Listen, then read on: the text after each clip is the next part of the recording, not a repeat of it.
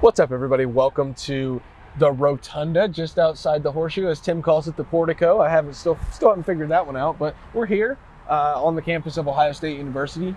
And Tim, it is a perfect fall morning. Leaves are falling in front of us, Dude, so you might a see leaf some of those. just fell past your face before we came on the air here. I know it's Crazy.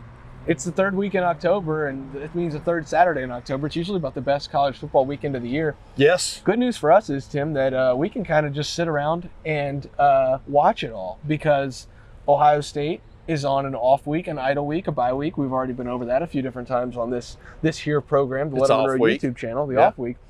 That doesn't mean the Buckeyes aren't hard at work here about a mile from here, Tim, in the Woody Hayes Athletic Center.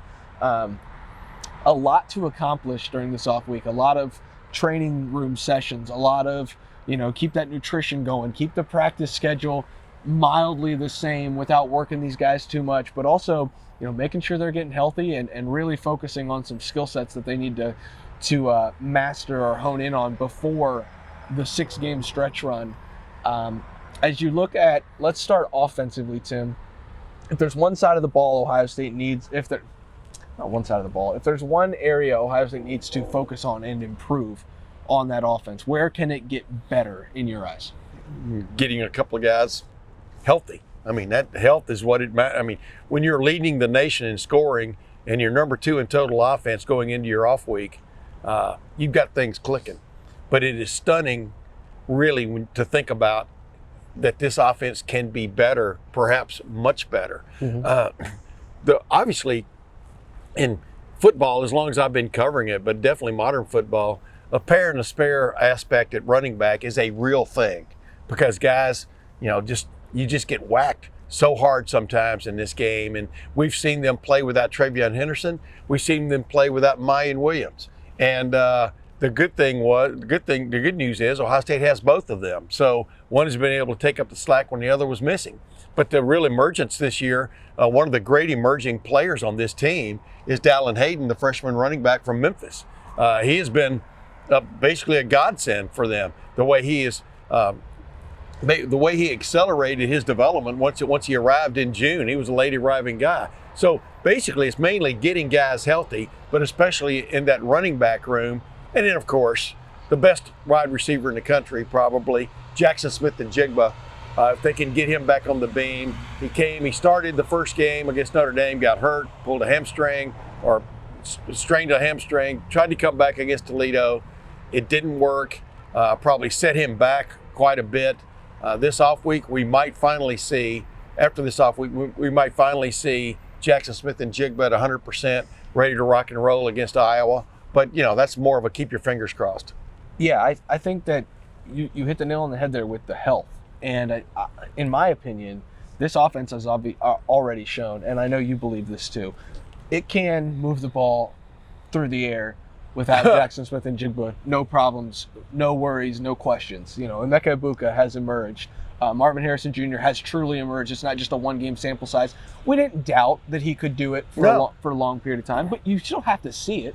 And to do it in the Rose Bowl on that stage was one thing, a one-game sample size. Now you've got a 7-game body of work to showcase that, this is a guy who can just get it done. So all that's to say, Tim, they can get things done through the air without Jackson Smith-Njigba. It's going to be incredible to see him come back and see how they work him back into this offense and shift those plays from Emeka Egbuka to Jackson Smith-Njigba, and are able to use Emeka in new ways that they maybe weren't able to use him in.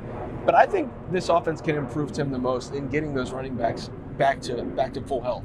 And I think these 2 weeks between Michigan State and Iowa are absolutely crucial in getting those two guys ready for a 6-game brutal gauntlet. Yeah. You're playing a very, very physical Iowa team. You turn around and play a traditionally physical unit at Penn State. Then you come back home just for a few days, and then you go on the road to Northwestern, who is really bad. They are really bad. But if you say anything about Northwestern, that's a physical bunch. Yep. Then you've also got the Michigan game coming up. Maryland looks like a little bit more of a physical team. And then the Big Ten championship game against, no matter who you play, it's going to be a physical defensive football team. That's who the Big Ten plays. That's 7 games in 7 weeks. I think 4 of the 7 qualify as, 5 of the 7 even qualify as physical matchups for these running backs.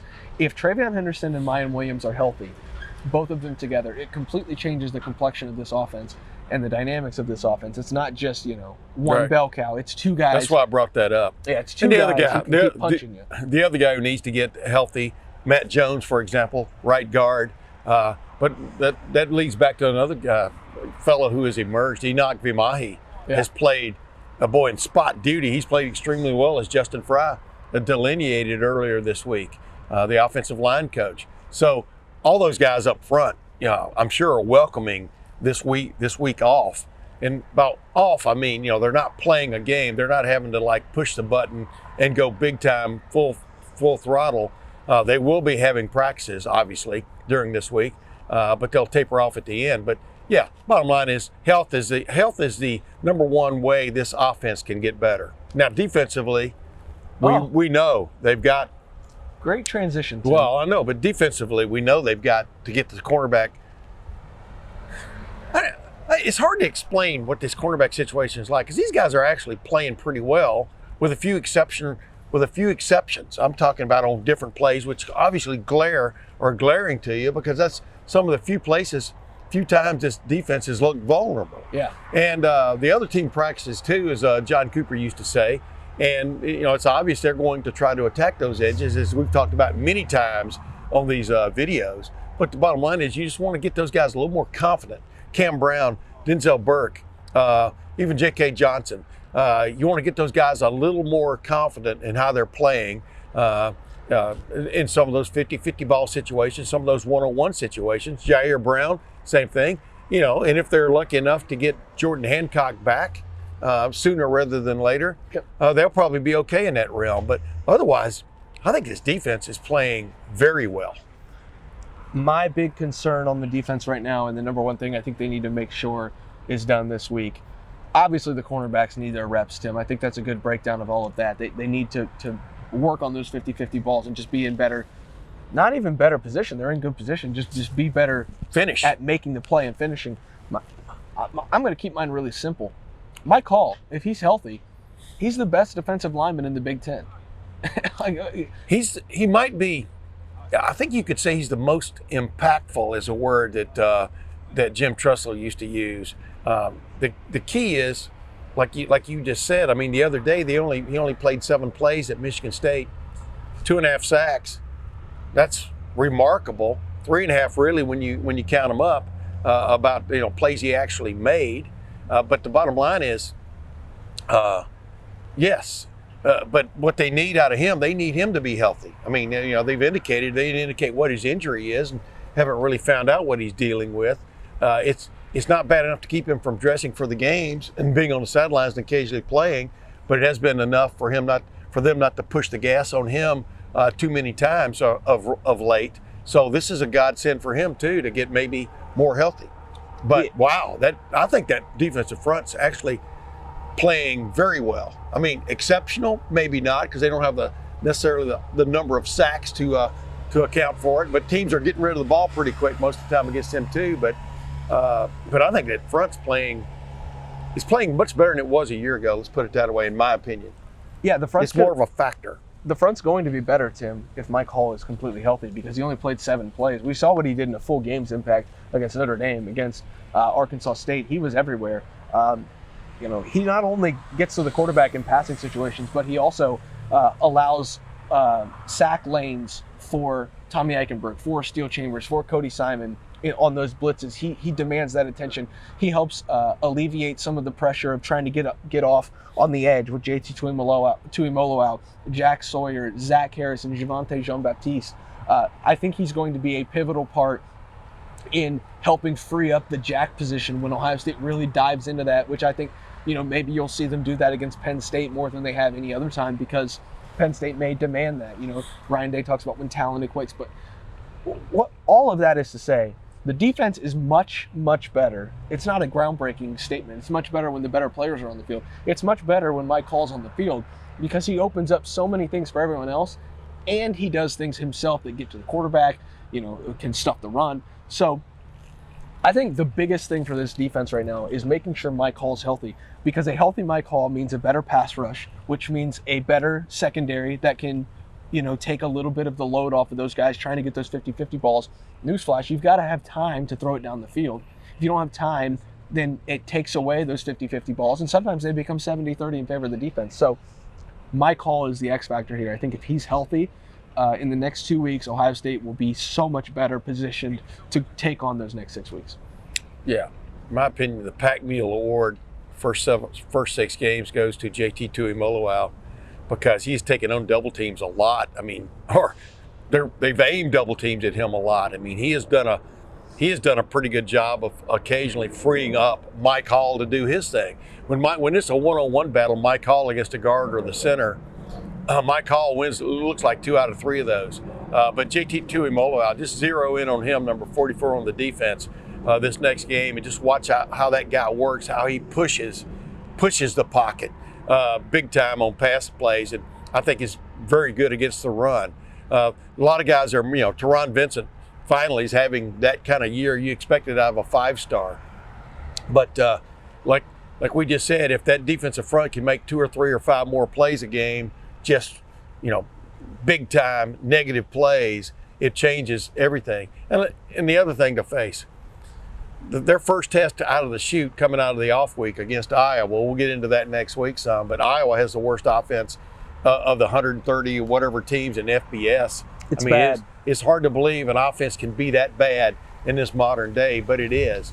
So the real test is going to come, the first real test for this defensive front is probably going to come against at Penn State in that trip. That'll be an interesting game for all kinds of reasons. Of course, Penn State's at Michigan this week. Boy, a lot of dominoes are going to be set up on the board in the Big Ten East in the next couple of weeks. Absolutely, Tim. Absolutely, and it's going to be a fun week. Before we get out of here, Tim, I'd be remiss if I didn't mention Ohio State's got to get better on special teams. I don't know what's really going on here. Emeka Egbuka fumbles a punt. One punt, but there was a few different times where he's running backwards to field those things. Well, he's running backwards to catch him. Otherwise, the ball, like the one he ran 3/4 of the way across the field to catch the other day at Michigan State. That was a hell of a play. I mean, he caught the ball, ends up getting, in essence, 0 return for it, but the ball wasn't down at the 3. It was down at the, with him, it was down at the 10 or 11 yard line. That's a hell of a play by that guy. He's muffed one punt, and everybody seized on that like, wow, this is a malignancy on this team. I don't see it at all. I think he's, I'm not yelling at you. I just think he's done a pretty damn good job. Kickoff coverage has occasionally slipped. They haven't let one go to the house yet. But when you kick off 8 or 9 times a game, occasionally the other team's going to get pretty good at that. You know what I mean? Well, I mean, I don't understand where there's this super glaring problem with the special teams. Explain that to me. I do, Tim, because they found a guy last year in kick return coverage who was a weapon every time the toe met the leather. Every time a kicker lined up. They kick with their instep, but go ahead. Okay, sorry. Every time a foot met leather, yeah, Emeka Egbuka had a chance to return a kick for a touchdown. Every time. And he has shown it many times that he can do that. So what does Ohio State do? They put Chip Trayanum back there. Yeah, I give like him a Chip. roll. I like Chip. I think he's a good linebacker because I think he's going to have an impact on this roster next year at the linebacker spot when Steele and Tommy probably aren't there anymore. But he has already fumbled 2 kickoffs. Yeah. And Ohio State doesn't have the kick return team out there very often. The other day it was super windy. I know. I mean, I'm not making excuses, but so all I'm trying to say is, if you've got a guy you know is really good at it, and they said that they were experimenting with Chip back there a few weeks ago. Well, the experiment should be over. And Ryan Day said they're examining who needs to be back there. And I don't fault Emeka Egbuka for the punt return stuff, but if you're constantly, 5 or 6 times now, he's had to, backpedal or to run backwards and field one over his shoulder. Windy days, man. They've got to be able to figure those things out. And it's nitpicking, yes. But if the fans and the coaches, both sides of our spectrum here, the coaches who we talk to and source, and the fans who we try to, talk to and give that information to, are both saying that there are some issues on special teams, I'm going to highlight those. And if they both want me to nitpick, I'll nitpick. And I think it starts with the special teams. Yeah, but here's my point. My point is there are going to be mistakes made in a college football game because it's college football players. I mean, the first kickoff goes out of bounds the other day at Michigan State, I think it was. Yeah, and Michigan State gets the ball at the 35-yard line. Okay, that happened. No, the rest of them did. You understand what I'm saying? I mean, if you're going to harp on, and I'm not saying you, I mean, I know coaches want everything to be perfect. Fans want everything to be perfect, even though their team is the number 2 team in the country. I understand that. Chip Trayanum's mishandled a couple of kickoffs. Big whoopee. That is the way I look at it. I'm looking more at can they get a return? That's what I'm looking at. I mean, Emeka Egbuka has a great return this year and gets called back, obviously, because of penalty. That was an error that bothers me more than the execution of what I call the most difficult job in football, which is catching punts in the wind. It's the most difficult job in college football. I think Emeka Egbuka's done a hell of a job in that regard. Yeah, the only reason that I bring all this up is because we saw in 2018, I believe, DeMario McCall was back there for kick return for most of the year, and you saw the struggles and the issues. He would muff them. It felt like once a game. I know it wasn't that. Yeah. But it was never an issue. And it's not an issue. It's not an issue. Well, in the Michigan game, it was 20. I think it might have been 14-6 or 21-6 or something like that. And he has one go right off his chest. Michigan recovers it in the red zone and has a chance to score before the half. Now, Ohio State ended up blowing them out in that game, and Michigan was held to a field goal.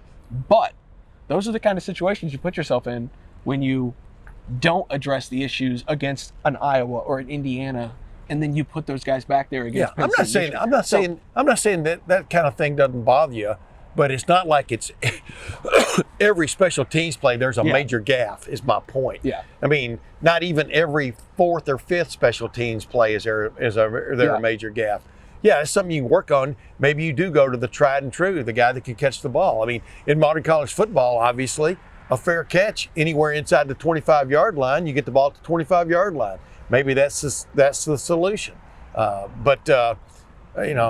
think Chip Trayanum could be a very good return man. I think his best days may be ahead of him in that regard. I've seen the videos of him playing running back at Arizona State.